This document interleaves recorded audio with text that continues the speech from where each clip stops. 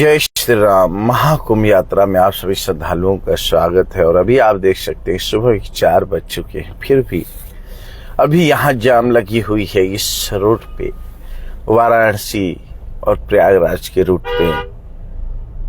यहाँ पूरी रात इस रूट पे जाम थी। छोटे वाहनों की संख्या ज्यादा है इस समय, और जो श्रद्धालु जन अपनी पर्सनल वाहन के साथ आना चाहते हैं, बहुत लोग ऐसे हैं कि सोचते हैं कि ट्रेन में बहुत ज्यादा भीड़ है, क्यों हम ट्रेन में जाएं, क्यों ना अपने वाहनों से चलें, आराम के साथ जाएंगे, कोई दिक्कत नहीं होगी, आराम से जाएंगे, बैठ के जाएंगे और अपने वाहन के साथ जाएंगे, अपने वाहन के साथ जो स्नान करके वापस अपने घर पे आ जाएंगे। तो उनके लिए मैं ये बता दूं कि ये वीडियो उन्हीं के लिए है कि जो ये सोच रहे हैं कि मैं अपने वाहन के साथ जाऊंगा आराम के साथ और प्रयागराज संगम तक जाऊंगा और आराम से उसमें संगम में डुबकी लगा के और बिंदास अपने वाहन में बैठकर अपने क्षेत्र अपने घर पे आ जाऊंगा। परंतु ये उनकी सोच गलत होगी, क्योंकि इस समय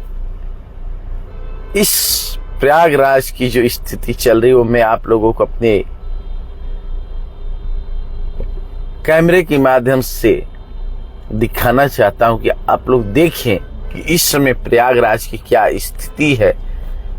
और भी देखिए कि छोटे वाहनों की संख्या कितनी ज्यादा है कि लोग इस जाम में झुलस रहे हैं और लोगों की नजर सड़कों पे है कि कब जाम छूटे, कब हम आगे बढ़े। परंतु ऐसा नहीं है, जाम न छूट रही है न आगे बढ़ रही है, धीरे धीरे धीरे धीरे। आप लोग देखिए ये जाम लगी हुई है यहाँ पर, और अभी नहीं पूरी रात हो चुकी है इस मार्ग पे जाम लगे हुए। और इस जाम को देखकर आप ये अंदाजा लगा लीजिए कि अभी इस समय वाहनों की संख्या इस महाकुंभ में कितनी ज्यादा है और कितनी ज्यादा संख्या में वाहन जो है महाकुंभ मेला क्षेत्र में पहुंच रही है। और जो लोग सोचते हैं कि मैं अपने, ये लोगों की मानसिकता की सोचे कि सब इतनी वाहन लेके चले आए और प्रयागराज में। और सत्य में आपको एक बात बता दूं कि जो लोग अपने वाहन लेकर आते हैं सबसे ज्यादा तकलीफ में वही रहते हैं। ध्यान दीजिएगा, बहुत लोग ऐसे होते हैं कि सोचते हैं कि चलो ट्रेन में जाएंगे तो धक्के खाने पड़ेंगे, इतनी भीड़ है, इतनी ज्यादा क्राउड है, कैसे जाएंगे, क्यों ना हम अपने वाहन के साथ जाएं। परंतु उनके लिए मैं बता दूं, ट्रेन की भीड़ सही है, परंतु ये जो आप पूरी रात जाम में फंसे रहेंगे वो बिल्कुल अच्छी बात नहीं है। ये तो जाम तो छोड़िए, अगर आप जाम से निकल भी गए तो आप संगम तक अपने वाहन को लेकर नहीं पहुंच सकते, क्योंकि संगम से पहले 15 किलोमीटर पहले अगर आप वाराणसी से जाते हैं तो कान्हा पार्किंग पड़ता है, आप अंदावा चौराहे से पहले। और इधर से आप जाते हैं वाराणसी से प्रयागराज संगम के लिए तो अंदावा चौराहा से पहले आपको यहाँ कान्हा पार्किंग है, वहां आपकी वाहन को पार्क कराया जाएगा और वहीं आपको साइड में भेज दिया जाएगा और वहां से आप पैदल जाएं। अब आप सोचिए कि अगर आपके साथ बुजुर्ग, आपके माता पिता हो, आपके बच्चे हो, कैसे वो जा पाएंगे। इस चीज को आप सोच के इस महाकुंभ में आइएगा। और मैं आप लोगों को सत्य बात बता रहा हूं, ये बिल्कुल झूठ नहीं है। अभी भी ये वाहनों को वहीं पार्किंग कराया जाता है 15 किलोमीटर पहले, और उसके बाद कोई वाहन नहीं है कि आपको वहां छोड़े। और आपको लेकर जाएगी भी वाहन तो आप ये मान के चलना कि अगर आपके पास पैसे हैं तो जेब खाली हो जाएगा। किसके कारण? तो सिर्फ किराया देने के कारण। 4 जगह गाड़ियों को रोकी जाती है आपको संगम तक पहुंचने तक की, 4 जगह आपको वहां चेंज करने पड़ेंगे। और 4 जगहों पे जब वाहन चेंज होते हैं तो उनकी किराया की संख्या 10 गुना से बढ़ के 100 गुना हो चुका है। आप ये मान के चलिए कि नॉर्मल आम दिनों में 10 रुपये किराया होता था, उसका 100 रुपया हो चुका है। और वो आपको सिर्फ वहां तक ले जाएंगे जहां तक पुलिस उन्हें परमिशन देती है। यहाँ तक बैरिकेड लगा हुआ है, उससे आगे आप बिल्कुल नहीं जा सकते हैं। और ये सोचकर अब आप अपने वाहन को लेकर आइएगा, क्योंकि मैं अपनी आप बीती आपको सुनाना चाहता हूँ कि पूरी रात हो गए मुझे वाराणसी से प्रयागराज के लिए। मैं तो ये पहली बार देख रहा हूँ कि पूरी रात में जाम में लगा हूँ, और मेरी तो छोड़िए, मुझे कोई फर्क नहीं पड़ता है पूरी रात हो या पूरे दिन हो, परंतु मैं उनके लिए सोच रहा हूँ कि जो बुजुर्ग होंगे बेचारे पूरी रात गाड़ी में बैठे जाम में, अगर गाड़ी चलती रहती है तो महसूस नहीं होता, परंतु जब गाड़ी खड़ी हो जाती है जाम में, धीरे धीरे धीरे धीरे करके जब वो आगे बढ़ती है तब समस्या वहीं से चालू हो जाती है। और आपको मैं बता दूं, इसलिए मैं आपको आगाह करना चाहता हूं कि आप देख लीजिए, इस समय अगर आप अपने वाहन के साथ यहां आते हैं देवभूमि प्रयागराज में, तो आपको ये दिक्कतों की सामना करनी पड़ेगी, आपको जाम की सामना करनी पड़ेगी। आप देख सकते हैं कितनी लंबी यहाँ जो है इस महाकुंभ में जाने के लिए आप जाम लगी हुई है। आप देखिए दूर दूर तक वाहन ही वाहन, आपको छोटे वाहन नजर आएंगे। आप बैक साइड में भी देख लीजिए,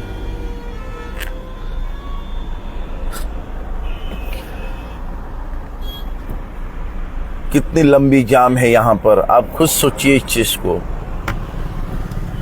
आप इस चीज को कुछ खुद सोचिए, अंदाजा लगाइए कि इस समय वाहनों की संख्या इतनी ज्यादा हो चुकी है इस प्रयागराज भूमि में कि आप इस चीज का अंदाजा नहीं लगा सकते। इसलिए मैं लाइव करके आप लोग को दिखा रहा हूं कि आप लोग स्वयं देखिए इस चीज को कि क्या अगर आप अपने वाहन के साथ आना उचित रहेगा। अगर ऐसी बात है, आप कुछ दिन और रुक जाइए। अगर आप अपने वाहन के साथ आना चाहते तो कुछ दिन और रुकिए, क्योंकि अगर नहीं रुक सकते तो बेशक आप ट्रेन से आइए, परंतु अगर आप अपने वाहन के साथ आते तो ये समस्याओं का सामना करने, क्योंकि ट्रेन जो है कहीं ऐसी जाम में फंसेगी नहीं। बेशक वहां से चलना तो यहां से भी पैदल है, ऐसी बात नहीं कि यहां से आपको डायरेक्ट आपको संगम तक आपके वाहन जाने देंगे। 15 किलोमीटर पहले आपको बैरिकेड लगा के रोक दिया जा रहा है वाहनों को। इसलिए मेरा मानिए कि आप लोग अपने वाहन से मत आइए, अब ट्रेन से आइए, क्योंकि पूरी रात हो जाती है इसी जाम की समस्या में झुलसते हुए। और फिर जाम से निकलो तो आपको 15 किलोमीटर प्रशासन आपको रोक देगा, और उसके बाद आप पैदल जाएं या जैसे भी जाएं, कोई किसी को परवाह नहीं है, कोई किसी को परवाह नहीं है। यहाँ पर आप कैसे भी जाएं, आप चाहे बुजुर्ग हो या बच्चे, कोई मतलब नहीं है। आप अगर प्रशासन को भी कहेंगे कि हमारे बुजुर्ग माता पिता है नहीं चल पाते हैं, आप कृपया करके मेरी वाहन को आगे बढ़ने की अनुमति दें, तो आपकी बातों को वो लोग अनसुनी कर देंगे। आपकी बातों कोई सुनने वाला नहीं है।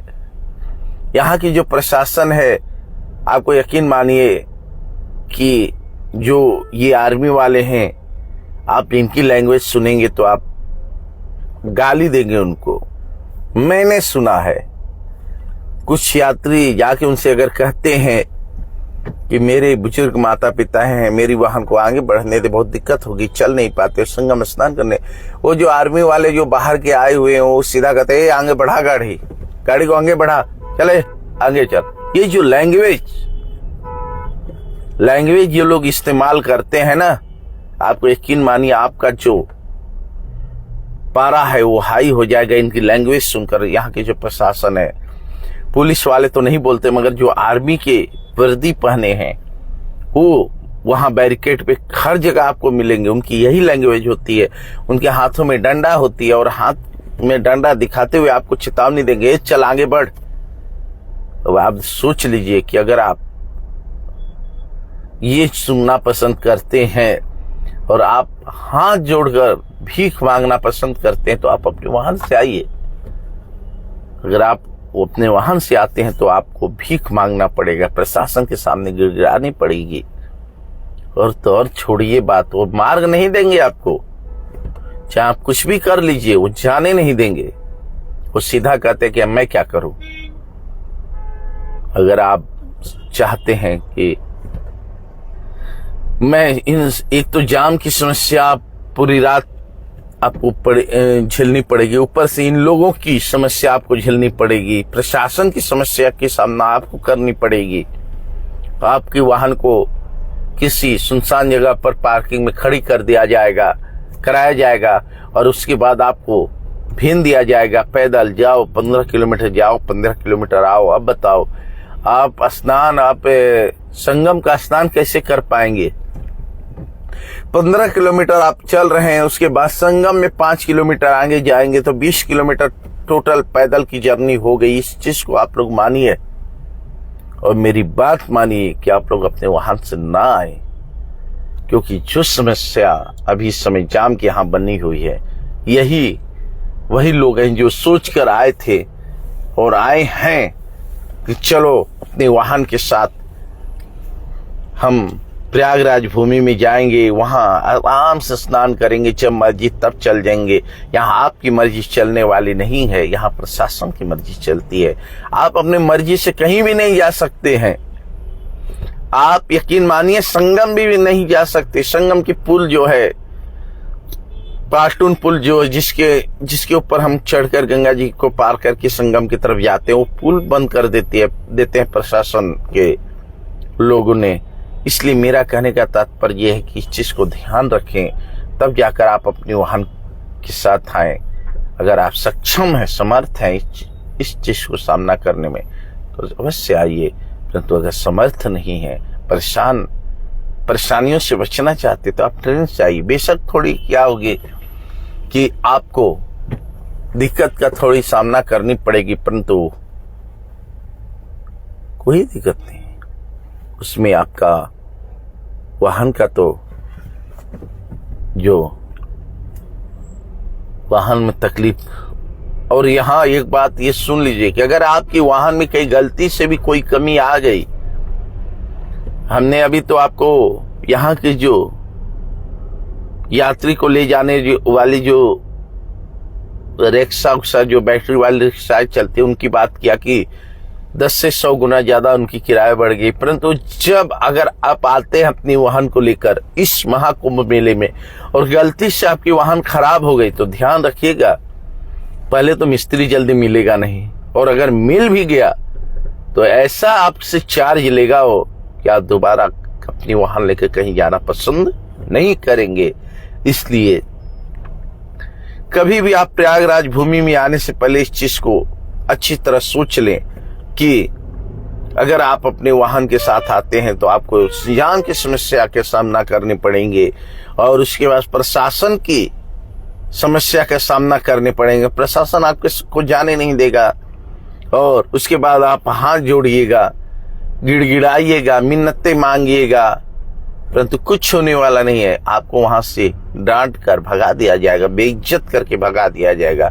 इसलिए कभी भी आप अपने वाहन को इस समय मत लेकर आइए, क्योंकि इस समय आप देखिए मैं पूरी रात यहाँ जाम की समस्या का सामना कर रहा हूँ। मेरा छोड़िए, मैं तो कर लेता हूँ, मेरे को क्या दिक्कत है, परंतु जो बुजुर्ग हैं, जो बच्चे हैं, वो क्या करेंगे, कहाँ जाएंगे, वो बताइए, वो कहाँ जाएंगे। ऐसे जाम की स्थिति बनी है कि वाराणसी से 125 किलोमीटर ये आपका प्रयागराज है और पूरे 12 घंटे लग रहे हैं यहाँ पहुंचने में। आपकी अपनी वाहन हो तो आपको 12 घंटे लगेंगे यहाँ तक पहुंचने में। अब आप बताइए, अभी भी यहाँ प्रयागराज 40 किलोमीटर बता रहा है, आपको मैं दिखा रहा हूँ, और संगम यहाँ से 38 किलोमीटर है। जिस जगह में खड़ा हूँ हड़िया में, ये हड़िया है, और आप देख सकते हैं यहाँ की स्थिति, जाम की समस्या इतनी, यहाँ प्रशासन भी लगी हुई है। पूरी रात हो गई इसी मार्ग पे।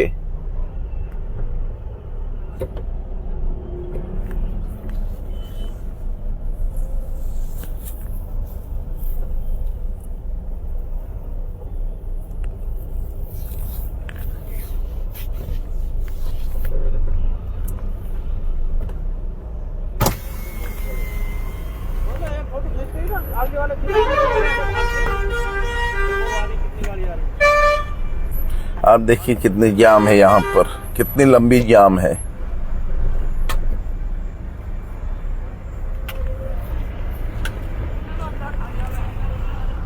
आप देख सकते हैं प्रयागराज यहाँ से 40 किलोमीटर, संगम यहाँ से 38 किलोमीटर। अब ये 40 किलोमीटर पहले यहाँ जाम लगा हुआ है और पूरी ये जाम संगम तक है।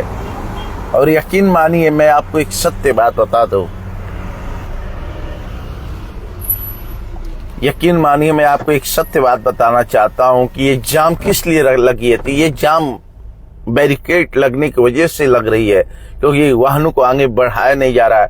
और सभी लोग क्या काम करते हैं, गाड़ी वहीं खड़ी करके पुलिस के पास जाते हैं कि सर प्लीज मेरे को छोड़ दीजिए, मेरे माता पिता हैं, मेरे छोटे बच्चे हैं, वो बीमार रहते हैं, वो पैदल नहीं चल पाएंगे, छोड़। ऐसे एक एक गाड़ी वाले जाते हैं प्रशासन के पास, मिन्नतें मांगते हैं, परंतु होने वाला कुछ नहीं है, कुछ भी नहीं है।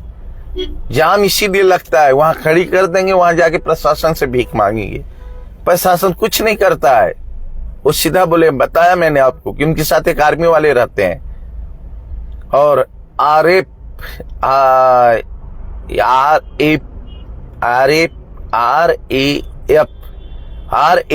करके कोई आर्मी वाले हैं, वो वहां रहते हैं ड्यूटी पे और वो अशुद्ध भाषा का प्रयोग करते हैं। मैंने सुना कितनी बार कि ऐसे से अशुद्ध भाषा का प्रयोग करते हैं, ऐसे मतलब डांट कर बोलते हैं कि आदमी अगर सुने तो वो शर्म से महसूस होती है उस समय जब वो लोग ऐसे भाषा का प्रयोग करते हैं, वो भी धार्मिक क्षेत्र के ऊपर। इस चीज को सरकार को सोचनी चाहिए कि ऐसे लैंग्वेज वालों को क्यों यहाँ मतलब सुरक्षा में रखे हैं। बताइए, बेइज्जत करने वाली बात है कि लोग आर्मी कहते हैं कि आर्मी वाले हमारे बहुत हितैषी होते हैं, परंतु मैं आप लोगों को लाइव दिखा दूंगा कि उनकी लैंग्वेज क्या होती है। मैंने कितनी बार देखा उन लोगों को। पुलिस वाले जो यहाँ के लोकल पुलिस है वो तो बोलती नहीं है, परंतु वो लोग जो है ऐसी लैंग्वेज की भाषा, ऐसी भाषा का प्रयोग करते हैं कि जो अच्छे आदमी होगा बिल्कुल बर्दाश्त नहीं करेगा। अब आप भीख मांगते हैं, प्रशासन से हेल्प मांगते हैं, परंतु प्रशासन आपका हेल्प नहीं करती, क्योंकि करेगी कैसे? वो सुनने वाले नहीं, वो सीधा कहते हैं हमारे ऊपर भी बैठा है साहब, हम नहीं छोड़ सकते। अब चाहे कुछ भी हो, आपका बुजुर्ग माता पिता बच्चे हो, कोई मतलब नहीं है। अब चाहे बीमार हो, कोई मतलब नहीं है। वो सीधा कहते आए क्यों, फिर क्यों आए हो यहाँ पर, जाओ अपने घर बैठो, ऐसे कहते हैं। हम नहीं जाने देंगे। इसलिए मेरा आप लोग से यही विनती है कि अगर आप लोग महाकुंभ प्रयागराज में आप अपने वाहन को लेकर आना चाहते हैं, बेशक आइए, मैं मना नहीं करूंगा, आपकी वाहन है, आपकी मर्जी है, आप आइए, बिंदास आइए, परंतु ये सोच कर आइए कि आपको जाम की समस्या के सामना करने पड़ेंगे, आपको पैदल चलने की समस्या के सामना करने पड़ेंगे। अगर आपकी वाहन बिगड़ गई तो भी आपकी समस्या के सामना करने पड़ेंगे। अगर आप अपने वाहन को पार्किंग में खड़ी करके जाते हैं तो उसकी सुरक्षा की समस्या का सामना करनी आपको पड़ेगी कि आपके वाहन के साथ कोई अनहोनी ना हो जाए, क्योंकि समय है, समय का कोई नहीं जानता। अगर आपके वाहन के साथ कुछ घटना घट भी जाती, कुछ बात हो भी जाती, तो प्रशासन सीधा हाथ ऊपर करेगा, यही कहेगा कि क्या मैं तुम्हारे वाहन का रक्षा करने वाला यहाँ बैठा हूं, न जाने कौन क्या कर दिया। सभी प्रकार को सोचिए तब आइए। ऐसा न सोचिए कि हम जाएंगे आराम से मस्ती के साथ अपने वाहन में बैठेंगे, संगम में स्नान करके वहां से आराम के साथ चले आएंगे। कभी आराम के साथ तो आप आ ही नहीं सकते। यहाँ आपको हर समय हर चीज के समस्या के सामना आपको करने पड़ेंगे। और अगर आप ट्रेन से आते हैं, ट्रेन में मैं मानता हूं कि ट्रेन में भीड़ होती है, परंतु एक बात है कि उसमें आपको चिंता नहीं, आपने स्टेशन पे ट्रेन को छोड़ दिया, आप वहां से आप कोई रिक्शा पकड़ो, अपना यहाँ आओ। और चलना तो वैसे भी है, इसमें आपका उससे ज्यादा तेल खर्च हो रहा है, समय खराब हो रहा है, पूरी रात आपको जागना पड़ रहा है। क्या मतलब हुआ? यहाँ 2-3 घंटे का 4 घंटे की जर्नी है, यात्रा है, उसको आप 12 घंटे में पूरा कर रहे हैं, तो ये समझदारी की बात नहीं है। इसलिए आप लोग हिसाब से आइए और देखिए कि अभी बहुत लंबी जाम लगी है। यहाँ से 40 किलोमीटर यहाँ से प्रयागराज है, 38 किलोमीटर संगम है, और अभी तक यहाँ जो है जाम लगी हुई है। बस मुझे यही आप लोगों को दिखाना था कि आप लोग देखिए। इसलिए मैं पल पल का खबर आप लोगों में देता रहता हूँ कि जो भी हमसे जुड़े हुए हैं वो खबर आप लोग को मिलती रहे यहाँ का, कि इस समय प्रयागराज की कैसी स्थिति है, क्या है। बस फिर मैं आप लोगों को कुछ देर बाद आप लोग से मिलता हूँ।